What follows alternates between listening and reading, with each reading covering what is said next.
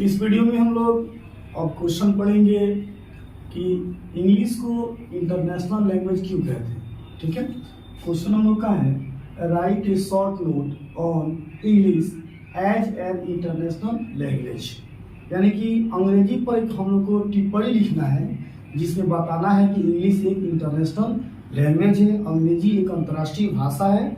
इस चीज पर हम लोग को आज चर्चा करना है। देखते हैं, English is said to be an international language as no other language is read and spoken in so many countries as it। ठीक है, कह रहा है English is said to be an international language, अंग्रेजी को एक अंतर्राष्ट्रीय भाषा कही जाती है as no other language।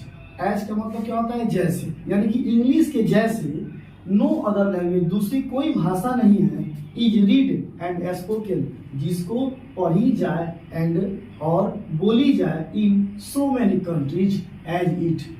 अंग्रेजी को हम लोग अंतर्राष्ट्रीय भाषा इसलिए कहते हैं क्योंकि अंग्रेजी के समान दूसरी कोई भाषा नहीं है जो बहुत सारे कंट्री में, देशों में पढ़ी जाए और बोली जाए।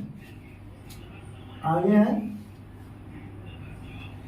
नेचुरली, मतलब स्वभावतः, it has became the language of international trade and commerce. कह रहा है कि नेचुरली यानी कि स्वभावतः, ठीक है, it has became the language of international trade and commerce. यह जो है स्वभावतः इंटरनेशनल लैंग्वेज, ठीक है, अंतर्राष्ट्रीय भाषा हो चुका है। ट्रेड का मतलब होता है व्यापार, अंतर्राष्ट्रीय व्यापार, व्यापारी जो होते हैं।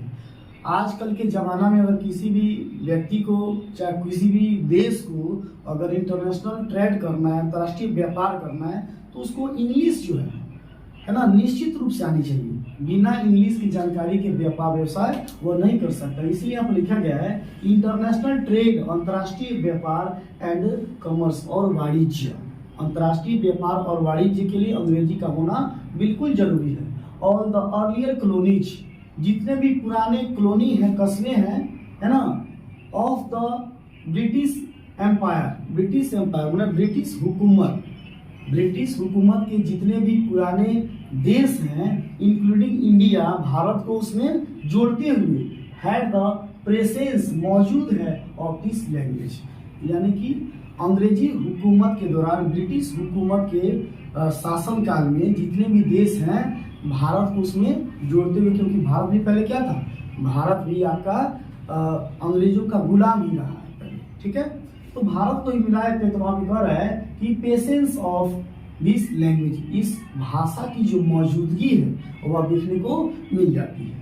ठीक है, कहने का मतलब है कि ब्रिटिश हुकूमत के अंतर्गत जितने भी देश आए थे, उन सभी देशों के पास देखा जाए तो अंग्रेजी देखने को, सुनने को मिल ही जाती है।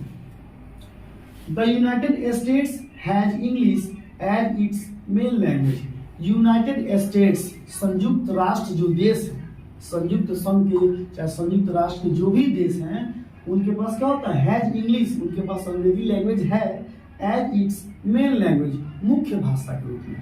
यूनाइटेड स्टेट्स जितने भी हैं, उन सभी देशों में अंग्रेजी जो है उनकी मेन भाषा है, मुख्य भाषा है। In the European countries, European countries जो यूरोपियन जो देश हैं, है ना, लाइक जैसे कि France, Russia, Germany, etc.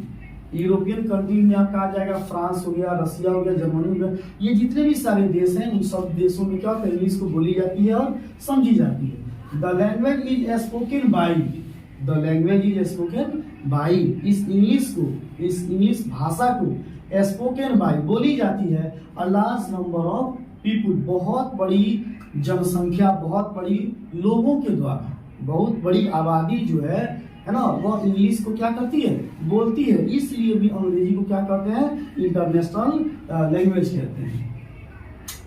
It is the main language of United Nations, अंग्रेजी जो है वह क्या है, मुख्य भाषा है किसका, यूनाइटेड नेशंस। यूनाइटेड नेशंस जो भी है, संयुक्त राष्ट्र जो भी हैं, उन सभी देशों में अंग्रेजी जो है उनकी मुख्य भाषा है। इवन यहाँ तक कि द चाइनीज आर लर्निंग, यहाँ तक कि चाइनीज जो है वो अभी क्या कर रहे हैं, लर्निंग, सीख रहे हैं इंग्लिश अंग्रेजी को in order to compete with the world in the age of global market economy.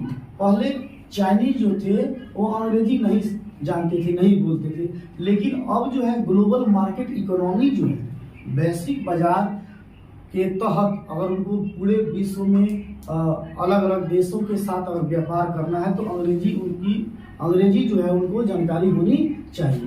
तो वही चीज कर रहा है कि इवन यहाँ तक कि चाइनीज आर लर्निंग, चाइनीज सीख रहे हैं इंग्लिश अंग्रेजी सीख रहे हैं in order to compete with the world in the age of global market economy, यानी कि वैश्विक बाजार अर्थव्यवस्था के तहत चाइनीज को क्या करना पड़ रहा है, अब अंग्रेजी सीखना पड़ रहा है। पहले जो है अपने चाइनीज भाषा में व्यापार व्यवसाय करते थे, लेकिन अब ऐसा संभव नहीं है। तो मुझे उम्मीद है कि यह वीडियो आप लोग को बढ़िया से समझ में आया होगा।